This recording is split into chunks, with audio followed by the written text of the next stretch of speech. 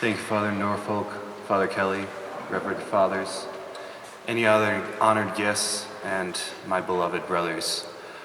I stand before you because of two ways the Lord worked in my life. The first was in 9th grade confirmation class when, because of the testimony given by a guest speaker, I decided to embrace the faith that I had been given as a child and to make it truly my own. The second was on a pilgrimage to Rome my senior year of high school, when, being in the heart of the church, the Lord awoke a desire for the priesthood such as I had never felt before.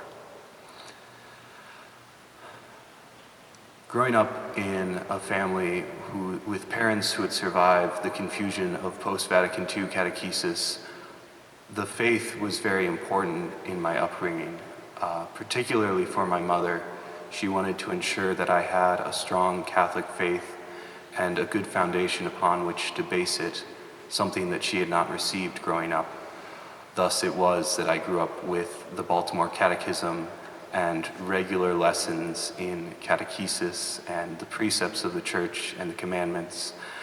And I grew very knowledgeable in facts about my faith, but I didn't know my faith in a deep and intimate way.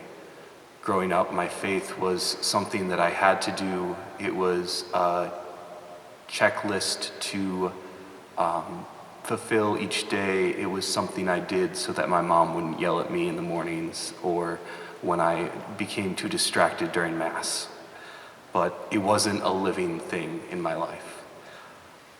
This got to the point where I eventually detested, for lack of a better word, any time that I had to do prayers or to go to Mass or anything that required me to actually engage in my faith.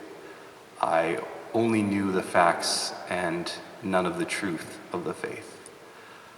This all changed when I entered confirmation class my freshman year of high school, and there was a guest speaker, a music teacher, in fact, not a religious ed preacher or a priest or a seminarian or anything of that sort, but just a simple music teacher who came in and didn't talk about doctrine or the dogma of the faith or any of the Pope's encyclicals. He simply talked about the way that daily prayer had worked in his life to bring him closer to the Lord. In that moment, the Lord worked, and I knew that I had two choices. One, to make the faith that I had been given by my parents my own and to actually embrace the truths that it taught, or two, to stop practicing because it wouldn't have been worth it. As you may have guessed, I chose the former, otherwise I wouldn't be here before you. So from that time on, I started to pray daily and increase my actual relationship with God rather than simply learning about the faith itself as a body of knowledge. I began with a short period of daily prayer, and throughout high school gradually increased it, and subsequently by that process increased my relationship with God.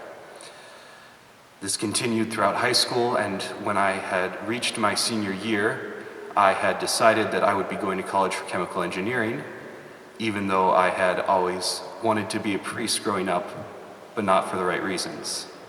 To me, the priest was the guy in cool robes who got to do the fun stuff at Mass while I had to sit still in the pews. Something I'm sure none of you can relate to at all. But at this point, my appreciation of the priesthood had increased enough to where I knew what was required of a priest and what a priest was able to do, and there was an attraction there, but an attraction that was more of an openness rather than a tug. I had decided that if God had decided to work in my life in a more active way, I would be open to that, but for the time being, I hadn't settled on the priesthood. Then I went to Rome, and it was the most profound experience of my life, because being in the heart of the Eternal City, surrounded by the majesty, the timelessness, and the universality of the Catholic Church, the Lord awoke something in my heart that I had never experienced before. He worked in a very deep and profound way to ignite a true desire for the priesthood, a true calling for the priesthood in my heart in a way that I had never had before. So in that moment, I decided that this was what God was calling me to, and I needed to act on it. Unfortunately, when this was over, this pilgrimage, it was the middle of April, and by the time I'd spoken with Father Bloom, the vocations director, and decided to apply to seminary, it was almost to May. Now, if you know anything about time, you'll realize that there's only about 3.5 months between that time and the time that you need to start getting ready and packing up to go to seminary. So I talked with Father Bloom, and he again gave me 2 options, a little less serious this time.